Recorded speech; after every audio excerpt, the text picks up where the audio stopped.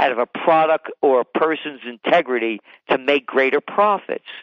So what does it mean in quality? Well, in terms of food, smaller portions, higher quality, uniqueness, individuality. Those are the ways of the future. Average isn't going to make it, and this country's been going on average for too long. You see it in entertainment. This is what the people like. What people? Morons. Not the people that I know.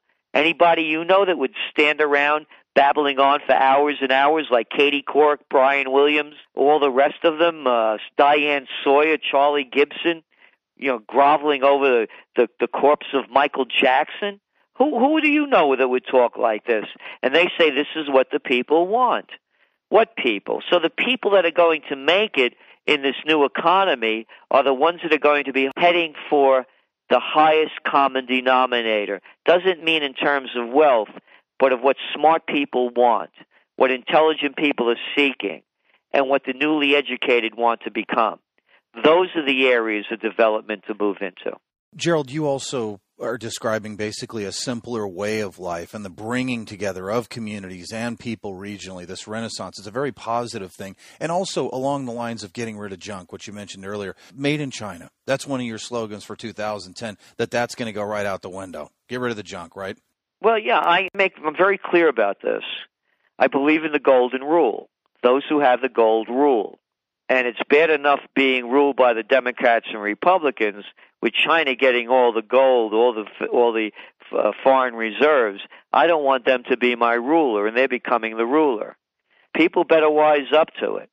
You want to buy cheap, you want to save a nickel or a dime, great. Just understand what your future is going to look like. Not made in China is my motto. Everything I buy, I look underneath it, look inside of it, see where it's made. If it's made in China, I put it back, I won't buy it. I buy local first, everything I can. I support my community. If the product isn't made locally or in the USA, I buy it to a country that does have human rights. I love it. Here a country like China, a communist country, a one-party country, and they're still railing on about Cuba. Give me a break. I mean, oh no, can't do business with Cuba. They're not a democratic country. But we'll do business with China because we can make a lot more money by sending our manufacturing over there and sending it back here and reaping the profits. So not made in China, buy local, support your community, support your neighbor. All things are connected. Survivalism, too big. You look at every one of the trends we wrote about, they're all integrated into one another. Yes.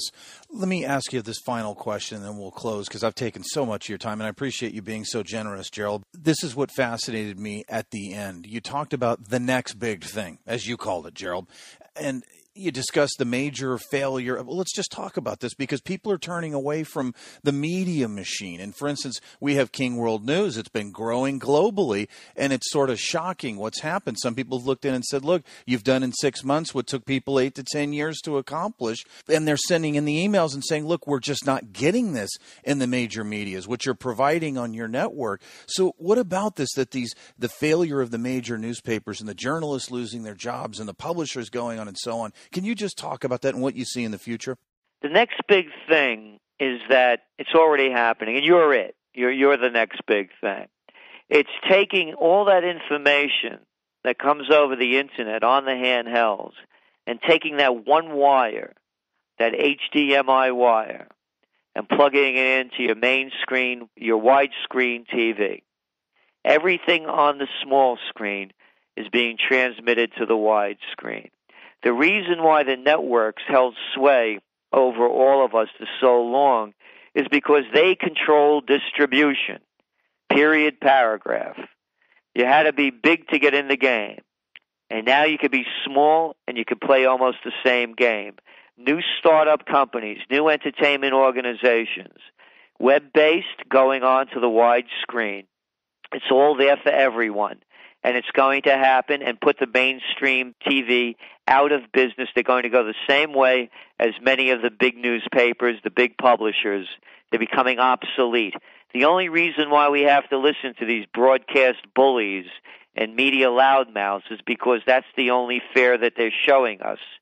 when, again, you are the trend. When you put King World onto that widescreen TV, people will be tuning into you rather than, MSNBC, CNBC, or CNN, the Cartoon News Network. So that's where the next big trend is, and it's revolutionary. Again, all things are connected. That's the seeds of the Renaissance. Once again, whether it's food or whether it's content, it all ends up with the same common denominator of excellence. It has to have quality, and they don't know how to do quality. Gerald, in closing here, the Trends Journal, it's shockingly affordable. I mean, I think I figured out it was less than $8.50 a month if you quantified it over a year, because it's such great information. How do people go, for the ones that haven't subscribed globally, how do they go and do that? Can you give them the website and where they go and how they do that? Yes, it's Trends, that's plural S, trendsresearch.com, trendsresearch.com. And Eric, we also know that people are having very difficult times making ends meet. So we have a discount request button on our website. And just hit that button, tell us what your needs are, and we'll do our very best to provide you with the Trends Journal. Because what we understand and what we do is that we know that the more people are informed, the more help that they have, the better they can push themselves forward and lift themselves up. That's our only way to a greater future. So we provide the picture of the future, what we think it's going to be, trend posts to follow, and it's our desire that people use the information so that they could live a better future, step up to higher levels, and create the kind of future we all deserve. Gerald Celente, founder and director of the Trends Research Institute, author of Trends 2000 and Trends Tracking, and publisher of the Trends Journal. Thank you so much for joining us on King World News. Hey, thank you, Eric, and all the best to you and everyone listening for a great new year. Thank you for joining us at kingworldnews.com. Remember to tune in next week where we will have more interviews with the top people in the world.